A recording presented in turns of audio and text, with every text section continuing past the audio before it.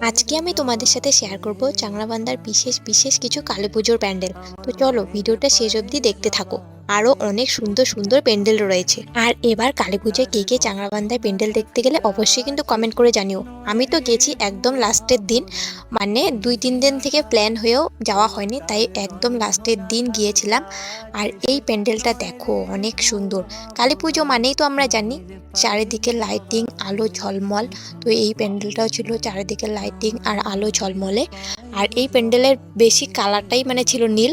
তো নীল কালার একটু কেমন লাগতেছিল ঠিকই ভিডিওতে, কিন্তু সামনাসামনি অনেক সুন্দর। আর দেখো এই প্যান্ডেলের মাকে, এখানকার মাও কিন্তু অনেক সুন্দর ছিল। সেখান থেকে বেরিয়ে রাস্তায় চোখে পড়লো এই প্যান্ডেলটা। আর ভাবলাম এই প্যান্ডেলটাও দেখে নেওয়া যাক, যেহেতু এত দূর থেকে এসেছি তাই একটা প্যান্ডেলও মিস করতে চাই নাই। যেহেতু ধূপগুড়ি গিয়ে আমি 2টা না 3টে প্যান্ডেল দেখতেই পারি নাই, না দেখেই বাড়ি চলে আসতে হয়েছে। আর দেখো এই প্যান্ডেলের মাকে, এখানকার মাও কিন্তু অনেক সুন্দর ছিল।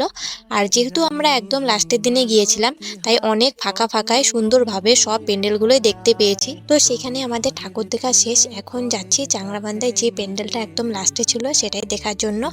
আর দেখো রাস্তাটায় এত সুন্দর লাইটিং করছে, আমার তো দেখে অনেক ভালো লাগলো। তারপর আমরা চলে আসলাম চাংড়াবান্ধার এই প্যান্ডেলটা দেখার জন্য।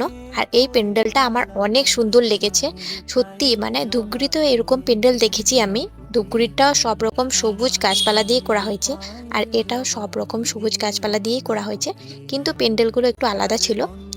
আর ধূপগুড়িটা অল্প জায়গাতে করা হয়েছে, কিন্তু এটা অনেকটা জায়গাতে করা হয়েছে, তার জন্য এটা বেশি সুন্দর লাগছিল।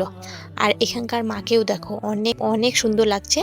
তো তোমাদের কাছে কোনটা ভালো লেগেছে অবশ্যই কিন্তু কমেন্ট করে জানিও।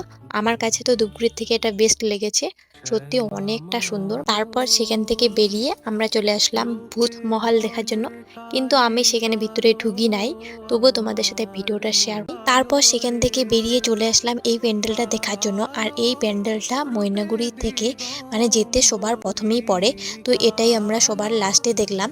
তো এটা নিয়ে চাংড়াবান্ধায় মানে আমরা 4-5টা মতো প্যান্ডেল দেখলাম। আর সবগুলো প্যান্ডেলে সত্যি খুব খুব সুন্দর ছিল। আর আমার কাছে এই 2টা প্যান্ডেল মানে অনেক সুন্দর লেগেছে, এটা আর যেটা হচ্ছে সবুজ গাছপালা দিয়ে করা হয়েছে, এই 2টা প্যান্ডেল আমার কাছে খুব সুন্দর লেগেছে। আর তোমাদের কাছে কোনটা ভালো লেগেছে কিন্তু জানিও।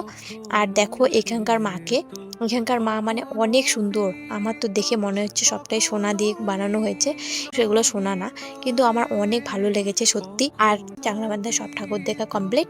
তো তারপর চলে আসলাম আমরা ময়নাগুড়ি। ময়নাগুড়ির আমার 2-3টা ঠাকুর বাকি ছিল, সেদিন শুধু একটাই দেখেছিলাম, তাই ভাবলাম বাকিগুলো দেখি।